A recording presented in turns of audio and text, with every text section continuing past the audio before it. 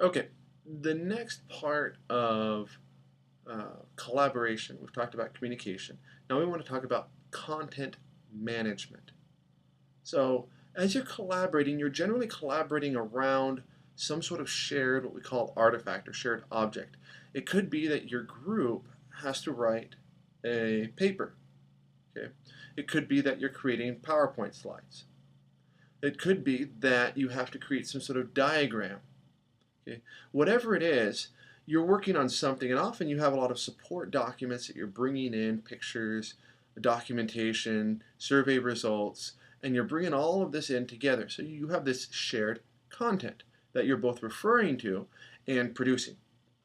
So how do you manage this as a group? This can get quite tricky. Okay, most common way to do it, send an email. So we're working on a group project and we have to write a paper. So I'm going to write my part and then I might email it to you. And then you write your part and you send it to somebody else. And then that person writes their part and sends it back to me. And I might kind of group it all together and make sure it flows, and then we submit it to the instructor.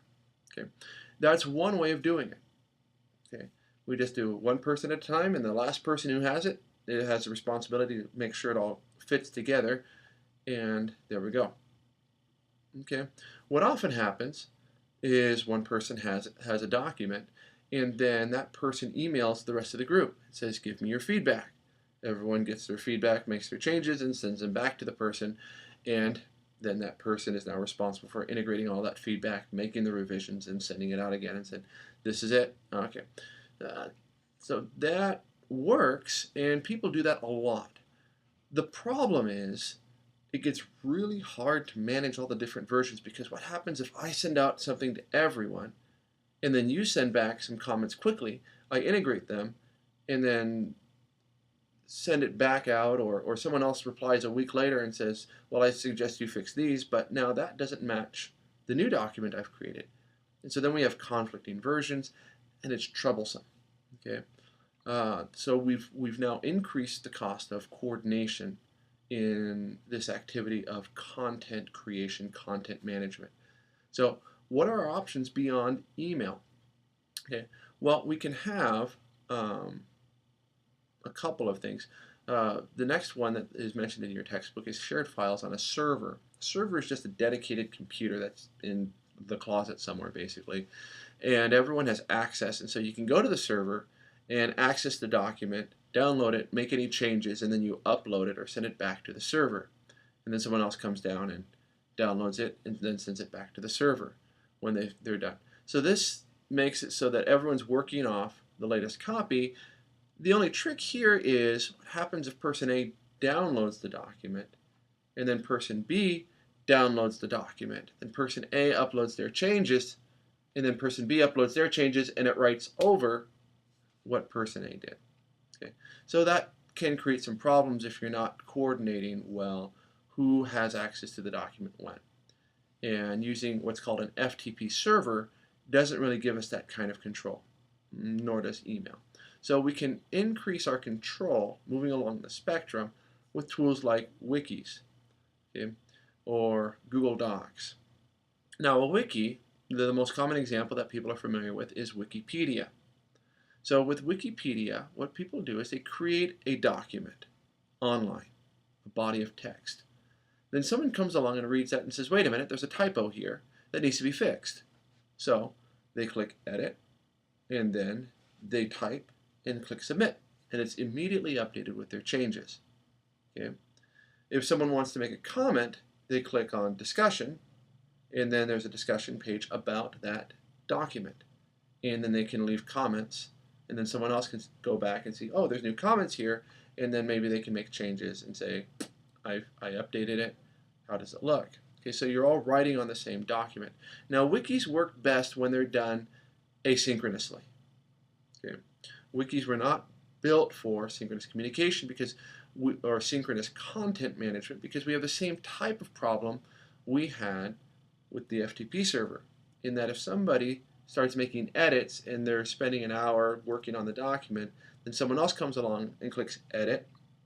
Unless the wiki has some controls in it that says, hey, somebody's already editing this, and most wikis don't, then that person is going to make changes, and then the first person uploads, and then there might be problems. Okay. There are ways to build into wikis that help address that, but still, it's kind of a sloppy solution. So wikis work best when not everybody's working on them at the same time. So an asynchronous content management strategy. For synchronous content management, things like Google Docs work great, albeit a little chaotically when people are first working on them. So people can be in the same document, working on the same document at the same time. Okay? And some complex software programming has been put in place to allow that to happen so that there's no, in most cases, overwriting of group members' contributions. So we're getting better.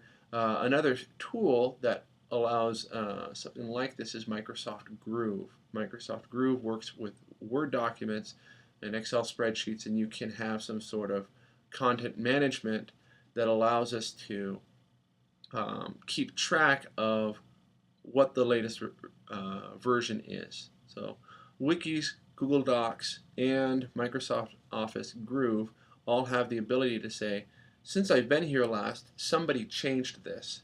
Let me see what those changes are before I go forward.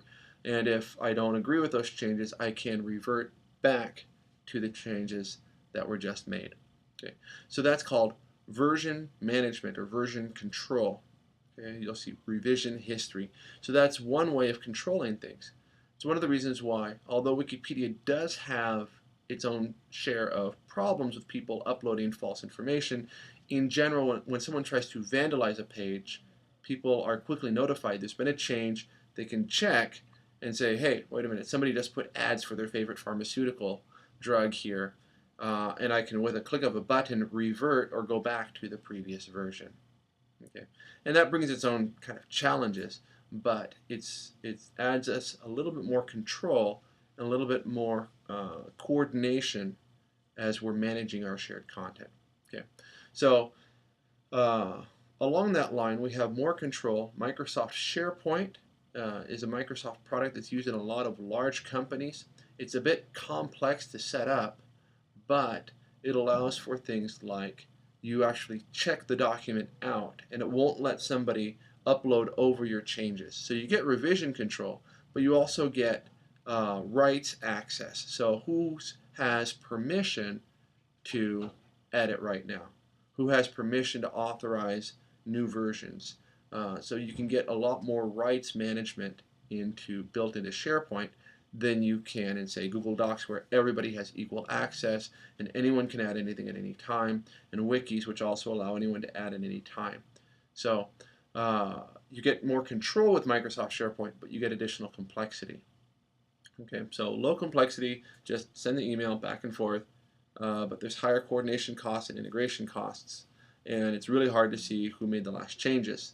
Okay, with wikis, Google Docs, and Microsoft Office Groove, you can get a better feel for the revision history, and it's a bit easier to work off of the same document.